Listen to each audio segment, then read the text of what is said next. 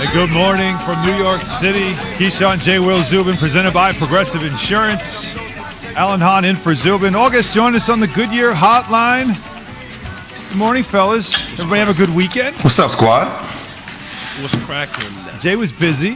Another busy NBA playoff weekend, NBA countdown. Point guard Alan Hahn saw a point guard go to work last night. Maybe we could be watching potentially the best point guard to ever play the game. He's not surpassing Magic in my opinion, but it's leadership-wise, interesting.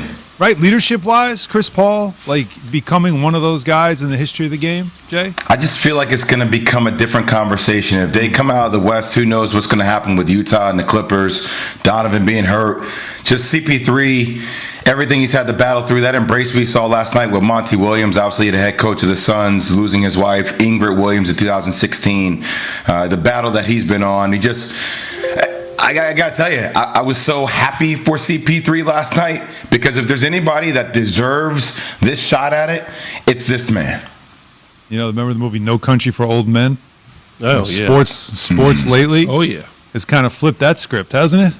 It is about the old men now, as we saw Tom Brady do what he's doing. Though, man. CP? No. In NBA circles, you got to consider. No, he got, but the thing Can he get is, to a though, finals finally in his career? That'd be something to watch. He's been straight the whole time. There was been no dip off. He got hurt 3 years ago against Golden State. With Houston, and right? Everybody act like CP3 was just cooked because him and James Harden couldn't get on the same page in Houston after that. Then he goes shipped off to OKC. He gets them turned around. He's been the same dude. Mm-hmm. I don't understand where all that mindset from people comes from when people automatically assume because a dude moves on from one team to another that he's washed. They start looking at his age. Like, tell me when he had a major dip in his career where you like, oh my God, he has a rebirth. Like when? The criticism for him has been he couldn't get to that final layer. He never could. Like, again, and the Rockets were the closest he's ever come, and he was up 3-1. But those Clipper teams where he was the main cog of that team, they could not get out of the second round. But he's not. Here's what I'm going to say. There's only one dude that I can think of in the NBA that since I've been watching, that basically have carried teams on his back. LeBron. Yeah. Right? Jordan couldn't do it. MJ had Pippen in them, man. Okay? Magic had the Cap in them. And Worthy and Showtime. Different era, but same thing. Mm-hmm. And even to the point where LeBron had to go to Miami before he really got his first chip, but he still carried his team as a kid in Cleveland to a championship loss. 07. That's only one guy, though. Think about it. It's only been one guy that's been able to put his team on his back since we've been watching the NBA. It takes luck to win a championship. I don't care what anybody says. Things have to go your way. And key, it's fortune, right? The knock not on CP3 mostly has been injuries. I mean, look, you can go all the way back 2015 with the Clippers. CP3 had that hamstring injury. He missed games 1 and 2 versus the Rockets. They were up 3-1. 2016, ham fracture. 2017, foot fracture with his co-star Blake Griffin. There's always been injuries that have followed CP3. That's all. But it's CP3 waking up and saying, oh, I'm just going to hurt my hand today so I don't have to play in the championship. Yeah, exactly. No, I'm on the same page. It just happens that way. Fortune is the word. Fortune is the word. Yeah. It just one of those deals where it's like, not again.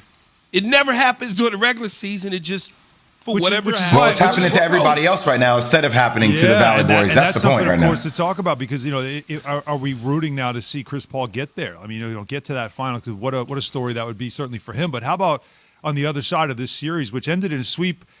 I think we're a little surprised that this series ended in a sweep as the Denver Nuggets really just never had an answer for the Suns in this series. And Nikola Jokic, who was the MVP of the league, that I guess now we could start that whole debate about where's Yates at when you need him. Stop. That dude's the MVP, man. Where's Yates at when you need him? No. Hang on. Let me explain. Because as Key said, we've only seen one guy carry a team by himself. Well, Jokic was trying to do that by himself without Jamal Murray, who was injured and missing. And Aaron Gordon, we learned a little bit about him, of course. Michael Porter Jr., very young player in his first experience as well, trying to be more of an elevated role. But Jokic, gets tossed in this game, in an elimination game. The MVP gets thrown out with a flagrant 2, and we'll call this Straight Talk, brought to you by Straight Talk Wireless. About under 4 minutes to go in the third quarter, down 8, and he's really frustrated with the officiating. It was Cameron Payne, I believe, right? That he just swings down trying to steal the ball out of frustration, makes contact with his face. They review it. They call it a flagrant 2. As you're seeing it right now on ESPN2, and Payne goes down like he just, that down goes Frazier. I mean, he just went down, right? Like as if he really got punched in the face. So when you first see it without replay, you think, that was a vicious play, but in replay, it doesn't look nearly as vicious, but they still called the flagrant 2. Man, it should have been a flagrant 2. No, they should have threw his ass out. No. Man, look. No. They should have threw him out, period.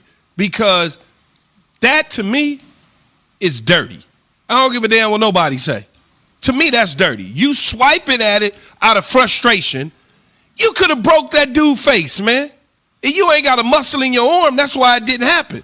But if he had busted his nose or broke an eye socket or something, then you wouldn't even be having this conversation. You chopping down at the ball. Then you'd talk about suspension to start next season. Yeah, like, come on, man, stop. I don't want to hear that. Well, I want to hear that. It's soft. The NBA, it's getting soft. Yeah, John Morant tweeted that. No. Stop. Oh, okay, well, He didn't hit you, Jay. Had he hit you in your face, we'll hear what you be saying. It was a play on the that ball, was even Key. English what I just did. It was a play on the ball, Key. He swung for the ball. I mean, was it a hard foul? Yes. But, it's not like he swung at him for the face. He swung. It was a play on the ball. If it's a play on the ball, that's a flagrant 1. It's not a flagrant 2. If he just slapped him in the face and the ball was nowhere around, then kick him out. But in this kind of game scenario on the play on the ball, get him out. You don't eject him, man. You don't do that. And That's again, the wrong call. I wonder if also because of the MVP, do you also consider all these things? But I don't care who he is, Alan. The MVP or just a random guy. It's a play on the ball. Okay, it's a frustration foul, but a play on the ball. It certainly was. The league disagreed, of course, and tossed Nikola Jokic. I agree with the league. And here's the Joker after the game on really what he was doing on that play. I wanted to change the rhythm of the game. I wanted to give us some energy, maybe to change the whistle a little bit. So I tried to make a hard foul. Did I hit him? Did I hit him? Did I didn't hit him? We don't know. So I say sorry if I didn't want to injure him or hit him in the head on purpose. So I watched the game in the locker room to cool off.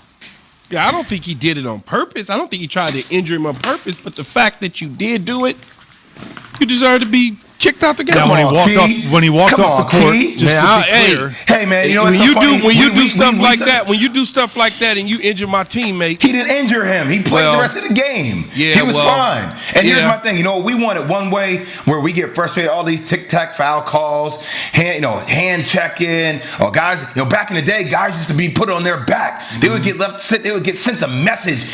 So now a player tries to send a message with a hard foul, and now we want to eject them and we say, yeah, that's a dirty play. It's not a dirty play, man. I can show you dirty plays in the NBA. That wasn't a dirty play. That was a hard foul. I'm just glad that nothing happened where he broke his face or his nose or nothing. Or it's also because Devin Booker runs up to him and they get face to face. Now that's fake. Devin Booker ain't gonna do it. What you didn't want though is an altercation because they were right by the front row when that was going on, and you didn't want to have anything happen. Man, he just running up on him. That's NBA. Where was Devin Booker's security at? NBA, man.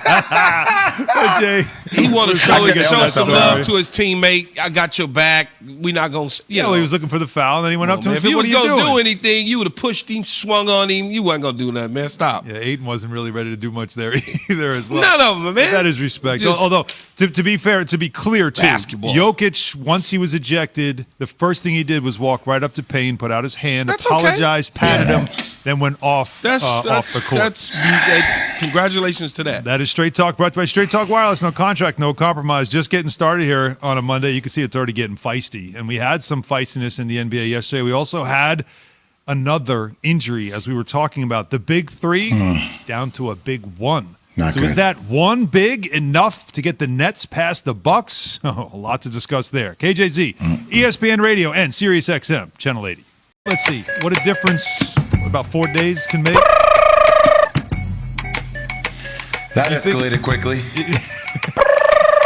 I mean, you go from The Nets dominating the first 2 games of their series with the Bucks, and we're talking about, and Woj is even talking about it. We'll have Woj on later on the show about how Mike line and everybody's watching to see how the Bucks respond. Game 3 could have gone any way at that point, right? At any way, Game 3 could have gone.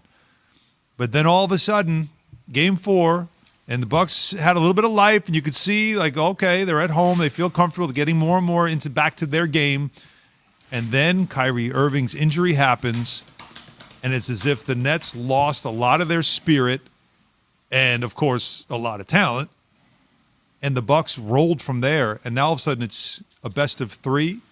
And the Bucks suddenly look like the team. Am I crazy to say, now, before we even get into the Kyrie injury, do the Bucks have momentum? I don't necessarily know that because you got to come back to Brooklyn now. You shift back to Brooklyn.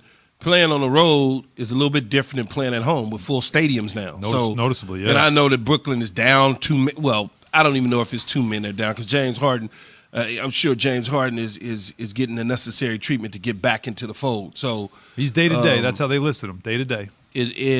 But they are down a couple, and Milwaukee certainly didn't go away.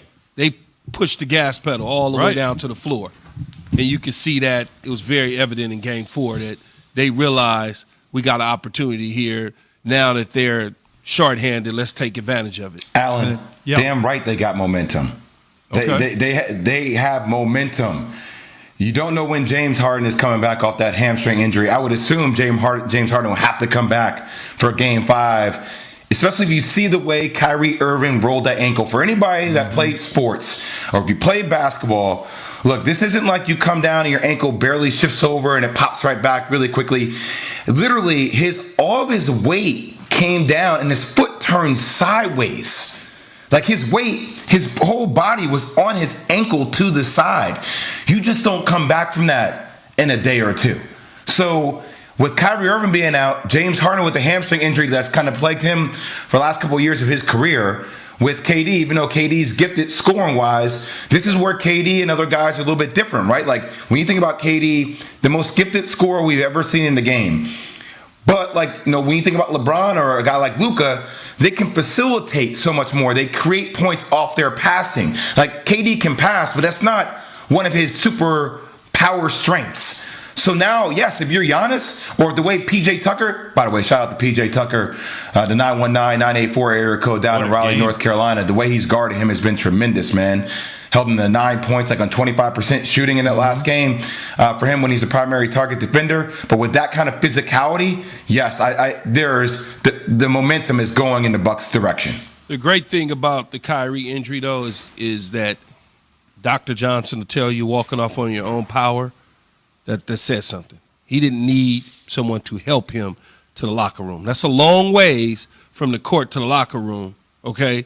He limped. He took it slow, but you're right. It doesn't matter. Yeah. It's the initial shock, right? When the initial shock wears off, you wear boots for protection and all those sort of things to if there's a major swelling, to keep the swelling down. You do all those sort of things. But to be able to I'm look at him. That to me, all that is gingerly moving along. Right. And by the time he gets treatment and whatnot, Dr. Johnson will tell you, I think he'll be okay. Dr. Johnson, I saw Klay Thompson walk off the court with a torn ACL. So I've seen guys walk. Yeah, but it was a different. But torn ACL, you knew it was a torn ACL based on how his knee buckled.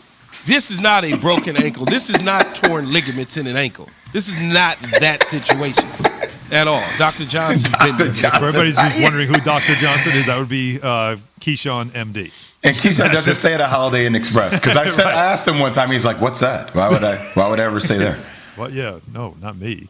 But still, as you mentioned, Jay, the effect on KD was noticeable in that game, although he wasn't really shooting the ball even before the injury very well. And PJ Tucker did a great job. But once it came down to just Kevin Durant, it became, okay, well, let's see your big 15. And the big 15 was not able to get it done. They didn't get to 100 points for the second straight game. First time all season, they didn't get to 100. Now again, on Kyrie, he did walk off the court, but he did leave in a walking boot on crutches. And the key here is there's 1 day off between games now, 5 and 6, only 1 day off. between games. Here's Steve Nash, head coach of the Nets, on if Kyrie doesn't play, the impact it will have on KD. I have no idea, what's going to happen with Kai in the coming days. We'll cross our fingers and hope that it's better than I don't know, better than what? Better than missing the next game. It is tricky with Kevin. We all got to pitch in. We all got to play together. We got to move the ball. And I thought tonight we got a little single-minded, looking for Kevin every time. Puts a little bit too much pressure on him. It makes us a little more predictable, I thought, which puts a lot of burden on him. So we got plenty of guys who have stepped up in absence this year and done very well. And I think we got to rely on each other to play a team game, move the ball. And, of course, we're looking for Kevin as much as we can, but within reason. Without confining ourselves and being predictable. A lot of pressure now on Kevin Durant. Let me just get a couple of things in here real quick, Jay. First and foremost, again, Rachel Nichols reporting that the X-rays, though, on Kyrie's ankle were negative, so MRI, of course, is coming next. So, yes, Dr. Johnson was right. And the Nets this season, when only one of the big three play, 9-6. So still have a winning record, but winning by an average of 1.4 points per game. So Game 5 will not be easy, of course, and we wouldn't expect it to be in this series, although after the first two games, Jay, it did look like it might be easy. I was just going to say, according to Steve Nash, that was coach's talk. We have to find Kevin Durant within reason. No, you don't. You have to find Kevin Durant every damn time down the floor.